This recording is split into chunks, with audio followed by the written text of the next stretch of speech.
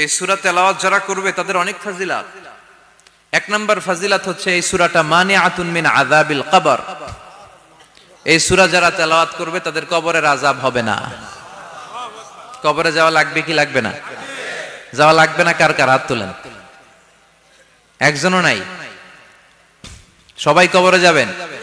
একদিন মাটির ভেতরে হবে ঘরে মন আমার, কেন বান্ধ দালান ঘর? প্রাণ পাখি উড়ে যাবে পিঞ্জর ছেড়ে, ধরা ধামে সবই রবে তুমি যাবে চলে। বন্ধু বান্ধব যত মাতা পিতা দ্বারা সুত সবই হবে তোমার পরে মন আমার, কেন বান্ধ দালান ঘর? একদিন মাটির ভেতরে হবে ঘরে মন আমার, কেন বান্ধ দালান ঘর? চিল্লায় বলেন ঠিক কিনা?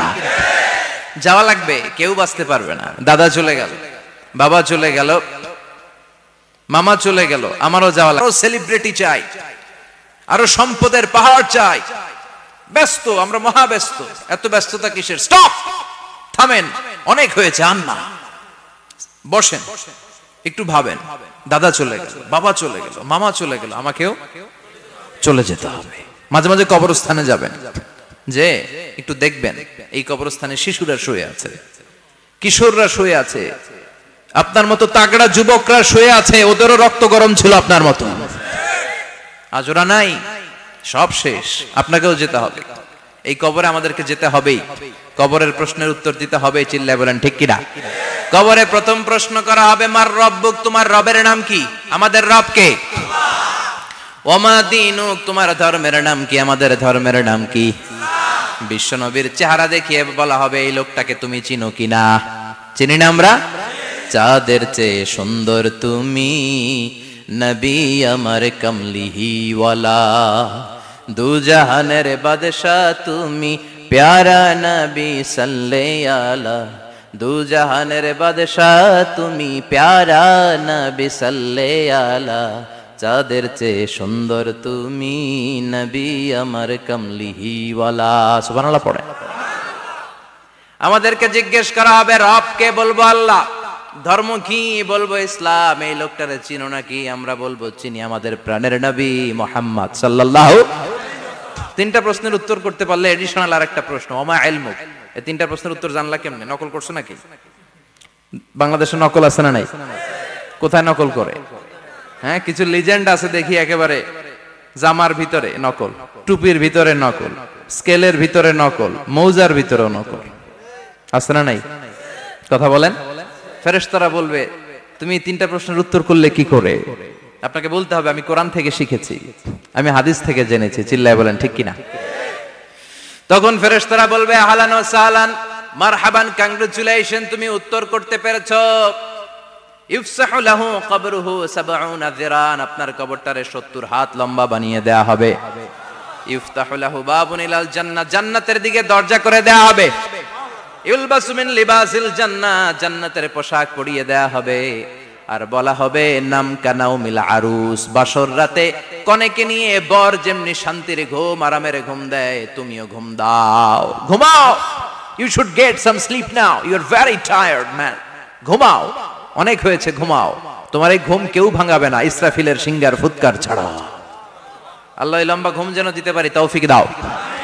আর যারা ইসলাম বিরোধী, কোরআন বিরোধী, বিশ্বনবী বিরোধী, তাদেরকেও প্রশ্ন করা হবে, তোর রব কে? মার রব্বুক, সে বলবে, লা আদরি, আমি কিছু জানি না, আমি মাফ চাই, দোয়াও চাই। কথা কন, জানি না, আমি কিছুই মনে করতে পারছি না, আমি কিছু জানি না, আমার ধর্ম নাই, কর্ম নাই, আমার ধর্ম যার যার, উৎসব সবার, আমার কোনো ধর্ম টর্ম নাই, আমার কোনো নামাজ রোজা নাই, আমার কোনো রব নাই। দ্বিতীয় প্রশ্ন, ওমা দীনুক, তোর ধর্মের নাম কি? সে বলবে, ধর্ম কি? আমি জানি না, আমি ধর্মরে গালি দিতাম, আমি দুনিয়া ইসলাম রে বাস দিতাম, আমি আলেম ওলামাদের বিরোধিতা করতাম, আর শাহবাগের মঞ্চে উঠে ভাষণ দিতাম। আছে না নাই?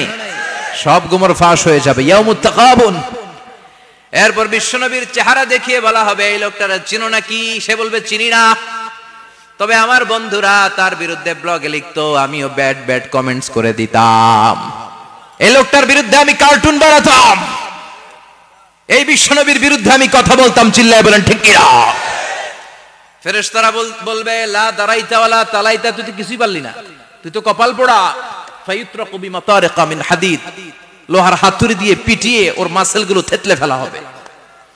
ওয়ায়ুকালু লিল আরদি ইলতাইমি, কবরের দুই পাশের মাটির বলা হবে চাপ দে, এমন চাপ দিবে ফাতাখতালিফা আদলাউহু, ডান পাশের পাজরের হাড্ডি বাম দিকে ঢুকে যাবে, বাম পাশের পাজরের হাড্ডি ডান পাশে ঢুকে যাবে। কিয়ামত পর্যন্ত এই মারামারি চলবে। আল্লাহ এরকম ভয়ঙ্কর পরিস্থিতি থেকে আমাদেরকে বাঁচাও। ওই কবরের আযাব থেকে বাঁচার দরকার আছে না নাই? বিশ্বনবী বললেন যে ব্যক্তি রাত্রিবেলায় সূরাতুল মুলক তেলাওয়াত করবে তার কবরের আযাব হবে না। ইন্না হাযিহি সূরাতুন আযীমা মানিআতুন মিন আযাবিল কবর। এই সূরাটা এমন সূরা, সাধারণ কোন সূরা না। এই সূরাতুল মুলক যে রাত্রিবেলায় তেলাওয়াত করবে তার কবরের আযাব থেকে তারে বাঁচিয়ে দিবে কে? নাম্বার 1 ফজিলাত, স্ট্যাটাস মনে থাকবে তো। 2 নাম্বার স্ট্যাটাস শাফাআত লি সাহিবিহা। এই সূরাটা, এই সূরার তেলাওয়াতকারীর জন্য কিয়ামতের দিন সুপারিশ করবে। কোরআন সুপারিশ করবে, চারটেখানি কথা না। কোরআন যদি আপনার বিরুদ্ধে দাঁড়ায় আপনার জান্নাত ক্যান্সেল, আর কোরআন যদি আপনার ব্যাপারে আল্লাহর কাছে রেকমেন্ডেশন করে জান্নাত আপনার জন্য ওয়াজিব করে দিবে কে? এজন্য বিশ্বনবী বললেন শাফাআত লি সাহিবিহা, কিয়ামতের দিন তেলাওয়াতকারীর জন্য আল্লাহর কাছে সুপারিশ করবে। 2টা গেল। 3 নাম্বার বিশ্বনবী বললেন খাসামাত আন সাহিবিহা। এই সূরাটা কিয়ামতের দিন এই সূরার তেলাওয়াতকারীর পক্ষ নিয়ে আল্লাহর সাথে ঝগড়া করা শুরু করে দিবে। আল্লাহর সাথে ডিবেট করবে, ঝগড়া করবে, যতক্ষণ না হাত্তা আদখালাহুল্লাহুল জান্নাহ। হাদিসের টেক্সট হচ্ছে যে যতক্ষণ না আল্লাহ তাআলা তাকে জান্নাতে না ঢুকায় ততক্ষণ ওই সূরার তেলাওয়াতকারীর পক্ষ নিয়ে আল্লাহর সাথে বিতর্ক, ঝগড়া, তর্ক চলতেই থাকবে। সুবহানাল্লাহ। আরো আস্তে বলেন।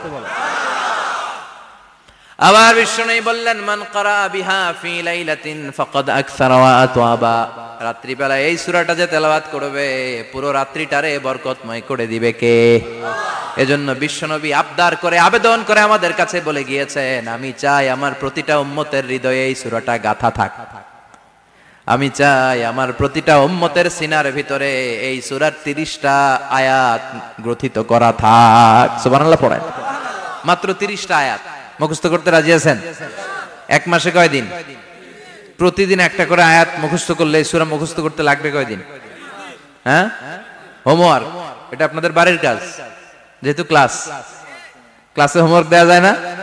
আরবিতে বলে আল ওয়াজিব আল মানজিলি। আমি গতানুগতিক তাফসীর করি না, আমি সমাজের খুঁতগুলো ধরে ধরে ডিসকাশনের মতো আমি করি। বিভিন্ন জেলায় যে ওখানকার ইয়াংদের সাথেও বসি, কথা বলি। এটাই আমার তাফসীর, এটাই কোরআনের এক্সপ্লেনেশন এন্ড ইন্টারপ্রিটেশন। এতেই মানুষ উপকৃত হয় বেশি। চিল্লা এখন ঠিক কিনা?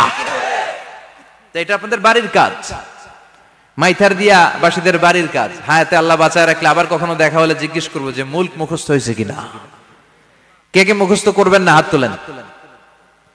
সবাই করবেন। এবার কে কে মুখস্থ করবেন হাত তুলে আমার না আল্লাহর দেখান। আল্লাহ তুমি কবুল করো।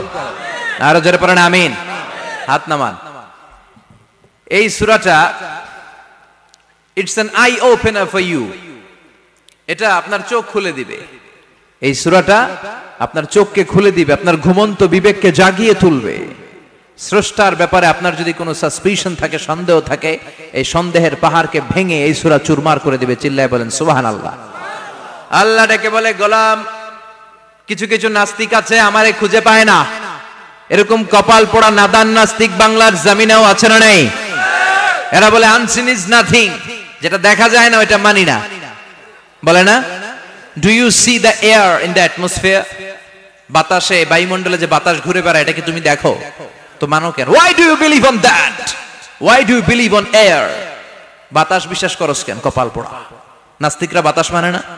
কথা কন। Do you see the bad headache someone feel in his head and he is shouting? মাথার ব্যথায়, মাইগ্রেনের পেইনে যখন কেউ চিৎকার করে তার মাথার ব্যথা দেখা যায়? আমার এখন প্রচন্ড মাথা ব্যথা যদি হয়, আপনারা দেখতে পাচ্ছেন তো, নাস্তিকরা কি মাইগ্রেনের পেইন বিশ্বাস করে না? মাথা ব্যথা বিশ্বাস করে কি করে না? বাতাস বিশ্বাস করে কি করে না? কয় আনসিন ইজ নাথিং, যেটা দেখি না ওটা বিশ্বাস করি না, কপাল পোড়া। আল্লাহ ডেকে বলে, গোলাম আমার সৃষ্টির দিকে তাকা।